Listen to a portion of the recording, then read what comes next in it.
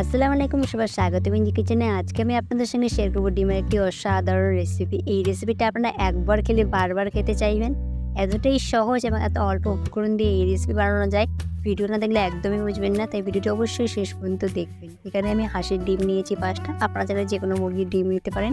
পেঁয়াজ 5-6টা কুচি করে কেটে নিয়েছি, পেঁয়াজের পরিমাণটা একটু বেশি লাগে রান্নায়। নিয়েছি আদা এবং রসুন গ্রেট করে, নিয়েছি শুকনো লঙ্কা গুঁড়ো, কাঁচা লঙ্কা কুচিয়ে রয়েছে, আর রয়েছে জিরে।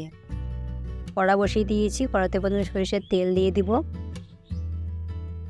তেল গরম হয়ে গেলে দিয়ে দিব জিরে। জিরেটা পর দিয়ে দিব এবার আদা এবং রসুন যেটা গ্রেট করে রেখেছিলাম।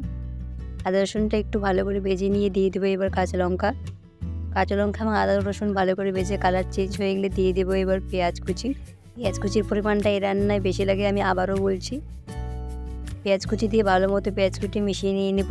এখানে আমি কালো পেঁয়াজ ইউজ করেছি, আপনারা চাইলে যদি সাদা পেঁয়াজ ইউজ করেন তাহলে আরও বেশি কালার হয়ে রান্নায়।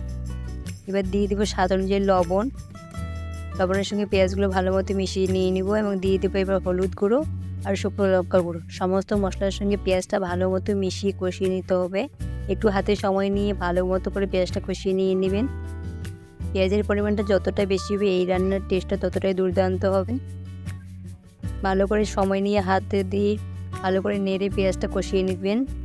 কিছুক্ষণের মধ্যেই দেখবেন পেঁয়াজ কালার চেঞ্জ করেছে এবং পেঁয়াজ থেকে তেল ছাড়তে শুরু করে দিয়েছে। এভাবেই লো থেকে মিডিয়াম আঁচে পেঁয়াজটা ভালো মতো করে ভেজে কষিয়ে নিয়ে নেব। পেঁয়াজের যখন পুরো কালার চেঞ্জ হয়ে যাবে এবং পেঁয়াজ পুরো একদম সেদ্ধ হয়ে যাবে, ওই পর্যায়ে দিয়ে দিলাম একটু জল দিয়ে পেঁয়াজটা আরও একটু সেদ্ধ করে নিয়ে নিতে হবে।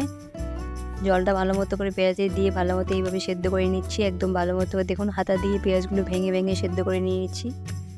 এবারে সেখানে দিয়ে দেবো পরিমাণ অনুযায়ী জলটা প্রথমে ফুটিয়ে নিব ভালো মতো করে। জলটা ভালো মতো যখন ফুটে যাবে ঠিক এইভাবে এবার একে একে ডিমগুলো ভেঙে দিয়ে দেবো। খুব সাবধানে পেঁয়াজের উপর ডিমগুলো এইভাবে ভেঙে দিতে হবে। ঠিক আমি যেভাবে পেঁয়াজের উপরে ডিমগুলো ভেঙে দিচ্ছি আপনারাও ঠিক এইভাবে দিবেন। এই সময় আঁচটা একটু লো রাখবেন, আর ডিমগুলো নিচ থেকে লেগে যেতে পারে। সমস্ত ডিম আমি ভেঙে এখানে দিয়ে দিচ্ছি। পেঁয়াজের উপরে সাইডে সমস্ত ডিম আমি একে একে ভেঙে দিয়ে দিয়েছি। এইভাবে আপনাকে মিডিয়াম আঁচে রান্না করে নিয়ে নিতে হবে। উপর থেকে আমি ডিমের উপরে একটু লবণ দিয়ে দিলাম। এই যে দেখুন ভালো মতো করে এইভাবে রান্না, কিছুক্ষণের মধ্যে দেখবেন ডিমটা জমতে শুরু করে দিয়েছি। আপনাকে খুব সাবধানে এবার ডিমটা উল্টে দিয়ে দিতে হবে। দেখবেন যে হাতা দিয়ে নাড়বেন, খুব ইজিলি এই ডিমটা উল্টে যাবে। সাবধানে এই জন্য বললাম, যাতে ভেঙে গেলে একদম দেখতে রান্নাটা ভালো হয় না, সেই জন্যই। এভাবে কিছুক্ষণ রান্না করে জলটা শুকিয়ে নিয়ে নেবেন। দেখবেন কিছুক্ষণের মধ্যে পেঁয়াজ থেকে তেল ছাড়তে শুরু করে দিয়েছি। ওই পর্যায়ে বুঝবে যে আপনাদের রান্না কমপ্লিট। এই যে দেখুন আমার রান্না ভালো মতো করে পেঁয়াজ থেকে তেল ছাড়তে শুরু করে দিয়েছি, দেখতেই পাচ্ছেন। এটা এইভাবে আমি নামিয়ে নিয়ে নেব এবার। এই যে দেখুন আমি এটা নামিয়ে নিয়েছি। দেখুন আমার পেঁয়াজ থেকে ভালো মতো তেল ছাড়তে শুরু করে দিয়েছি। এবার গরম ভাত বা রুটির সঙ্গে এটা সার্ভ করব।